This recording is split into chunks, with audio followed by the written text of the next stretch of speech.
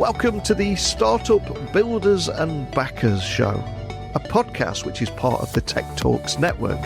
I'm Neil C. Hughes, and you may know me from the Tech Talks Daily podcast, which covers a completely different topic every day around how technology is ultimately impacting our life, our work, and even world. But the Tech Talks network is a series of unique podcasts that drill down on unique subjects and showcase the voices right at the heart of tech startups. And in this series, I want to shine a spotlight on the energetic world of startups, where bold entrepreneurs and visionary investors come together and create the world-beating solutions of tomorrow. So the conversations you can expect to hear on this show will dive right into the journeys of those building innovative companies and also the strategic insights of those who support them, balancing the excitement of breakthrough ideas with the more pragmatic challenges of scaling a business. So if you're a startup founder, you get to learn from other founders, some of the mistakes they learned and also some of the opportunities that they unlocked along the way. So I invite you to join us as we unpack the risks, the rewards and the realities of turning those groundbreaking concepts into successful enterprises. What does it take to build something from scratch and then sell it to a global technology company, while also still keeping that same spirit of curiosity and innovation alive? Well, my guest today is Emanuel Pirker, and he has lived that journey from both sides.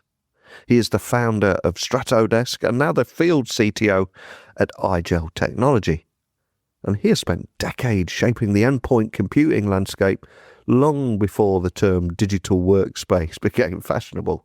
And this week we met in Frankfurt at IGEL's Now and Next event, an event where resilience, prevention-first security and sustainability took centre stage.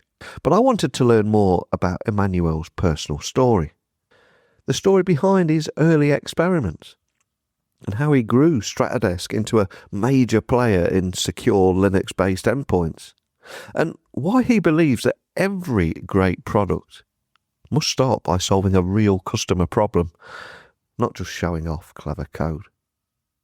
And he also explained how IGEL's acquisition of Stratodesk felt less like a takeover and more like two companies finally coming together, united by a shared philosophy and technical vision.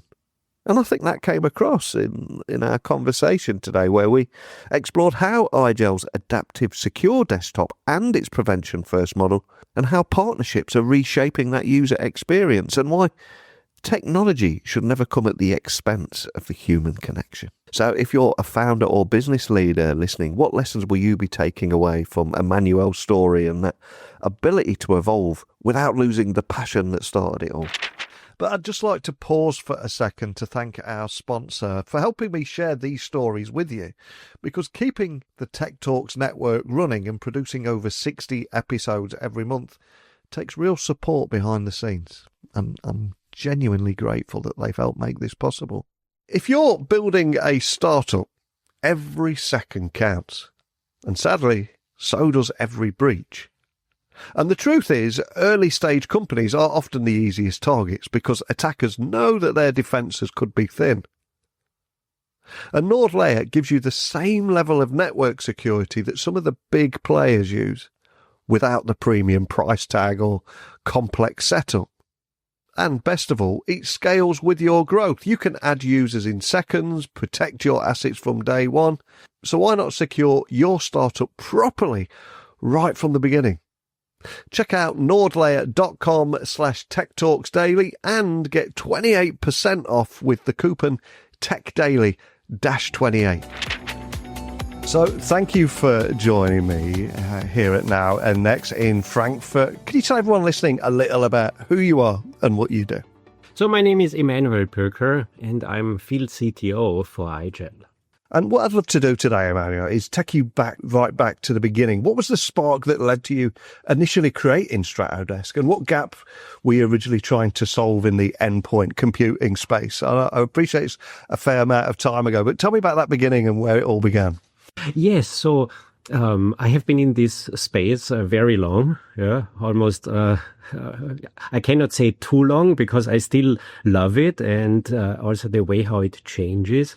But I remember the first beginnings, how I got into that space. That was literally about X terminals. So if somebody still remembers that, it was about chip design software to run on an X11 terminal, which then evolved into, more sophisticated, what we called back then thin client computing and so on. Over the years, it became software only and became a product and an operating system. And today, I mean, you have heard it, right? Today, we have adaptive secure desktop. We have BCDR, we have all these great things. So we have operational technology, OT. So it is an interesting journey. It has evolved a lot. There is always something new. Yeah. So even though it's a long time, I feel I'm staying young in all that and how it evolves. So over 15 years, you built Stratodesk into a global player known for secure Linux-based endpoints. So what are some of the hardest lessons that you learned about scaling a company in such a rapidly evolving ecosystem? What were the big lessons that you learned along the way? Well, almost too many. Almost too many. The one thing that I have always looked out for is certainly, it's actually three things: the product, and the product. Yeah. But so that means you also need to market yourself. You need to build up a sales organization. Building a company is difficult. Is difficult, but it's also different from building a product. And this is something every company, has to go through as it scales up. So there are certainly setbacks. I always say, if you fail, then fail fast. Yeah, if you fall, stand up. If something is not right for the market, then do something else. But the core promise has always been the same. We know the most important thing is to do something that actually solves a problem, a real world customer problem. I don't want to code something or have a developer code something just for the sake of coding or because it's so cool and it makes a cool demo or something. The key purpose is, does it solve a real customer problem? And so this is what I have done, what I have focused all the time, and what I have also seen happening at IGEL. Being outside, I've seen that, and now inside, I see this even clearer. This focus. So when IGEL acquired Stratodesk, it felt like a union between two companies that already shared the same DNA in many ways. So what was it that made this partnership feel so right for you personally and, of course, strategically as well? Yes. So see, this is, you worded this really, really well. This is how we also word it. So of course we were in the market competitive because we had similar solutions, went sometimes to the same audience saying, okay, this is my solution, this is the other solution. But ultimately our visions aligned really, really well.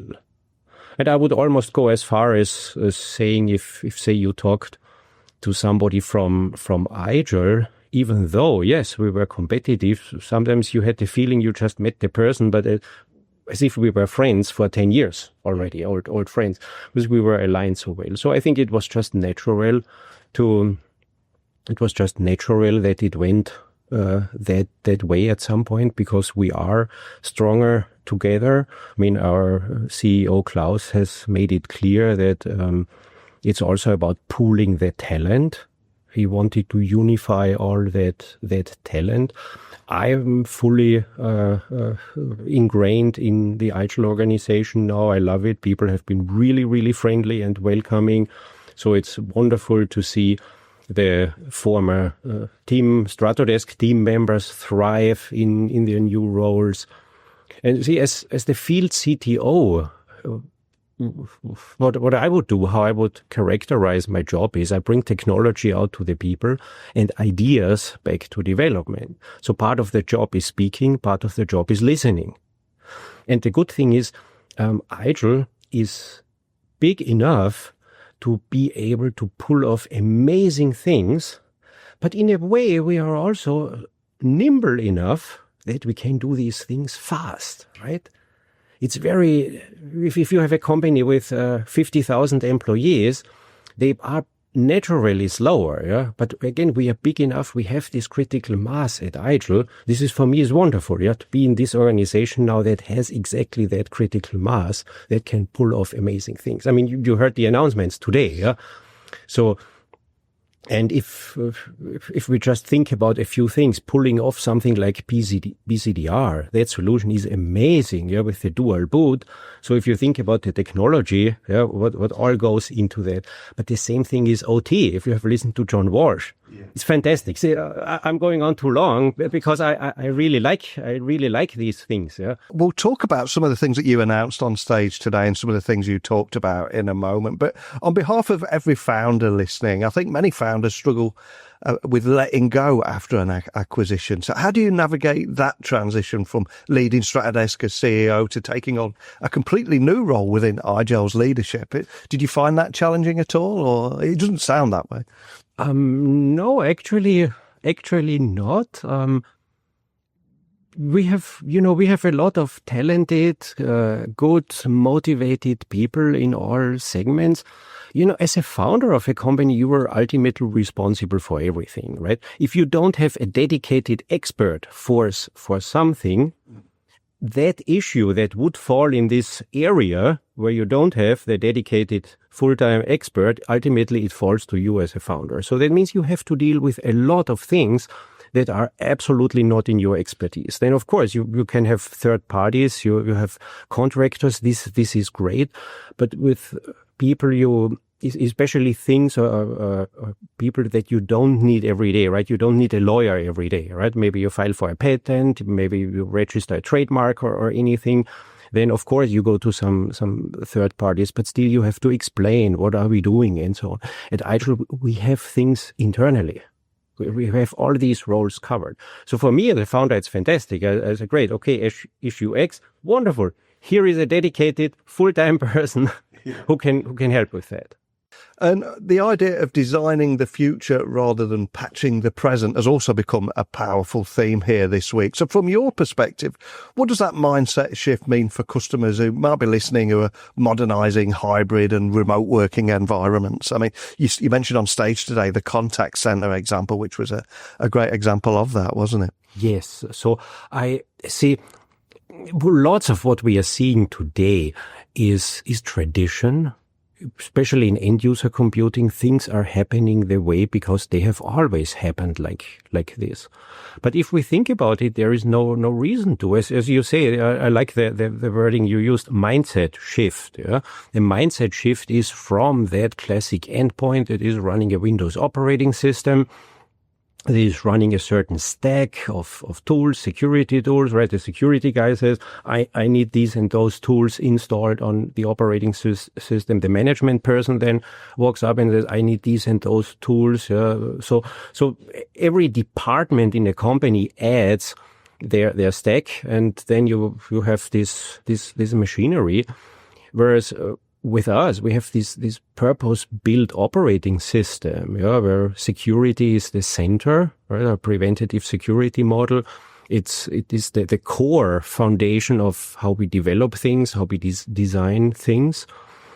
The way the manageability, the simplicity of handling it, of rolling it out. This is a new way of thinking. It's different than the status quo, of course, but it's a new way, and I'm glad I can be part of spreading that message. And it opens new possibilities. It definitely cuts down on cost, right? We had this study today saying over 60% on ROI. So there is a lot to it, and it's glad to see that mindset shifting. And also speaking about Windows, and we had Scott Manchester today from Microsoft speaking about Windows 365 and AVD, Azure Virtual Desktop. It's interesting, our relationship with Microsoft is a very, very strong one. We changed the way how people consume Windows, or we help Microsoft present Windows 365. Azure Virtual Desktop. These are they are new developments. We see strong demand for these solutions. And we will have people listening to our conversation all around the world today. And many of them obviously couldn't see you on stage. A very popular presentation. What was the key message you wanted to deliver there on stage, just for people that didn't get to see that? And feel free to use any examples that will just bring to life what we're talking about. Yeah, so I like that contact center use case. And I only had a few minutes on stage. We had so many great sessions. But the one thing breaking this down is, in contact centers, this is about a human connection. It's two people talking. It's not just me with my machine, a worker, an office worker with her or his computer. It's two people talking, right? And that conversation matters, because think about yourself. When do you call somebody? When do you call that in America, the 1-800 number? When do you call? It's usually when you have a problem. And usually when the problem is serious enough that you cannot use some self-serve website. So you call in, or you use the chat function, right? This is why we call it contact center, because there are multiple touch points. So you use one of these ways to contact your brand, your favorite brand, and you have a problem. You need it solved. That means that interaction matters. So this is a way more demanding use case than saying, okay, you know what, let's go and have a coffee while my machine is installing updates. This does not work in contact center.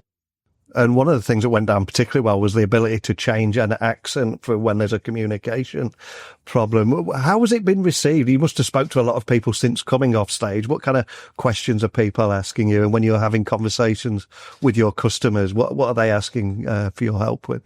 Yes, so the partnership with Sanas is certainly extremely exciting. So the interesting thing is with Sanas, we have this in our app portal. So that means it can be downloaded into IGEL OS. Then it is a module of the operating system. And as such, it just works with any kind of workload, right? I don't need a Sanas for the browser, a Sanas for this and that. There is just one, and can be downloaded, app portal, can rolled out policy, UMS, then it's there and does its magic.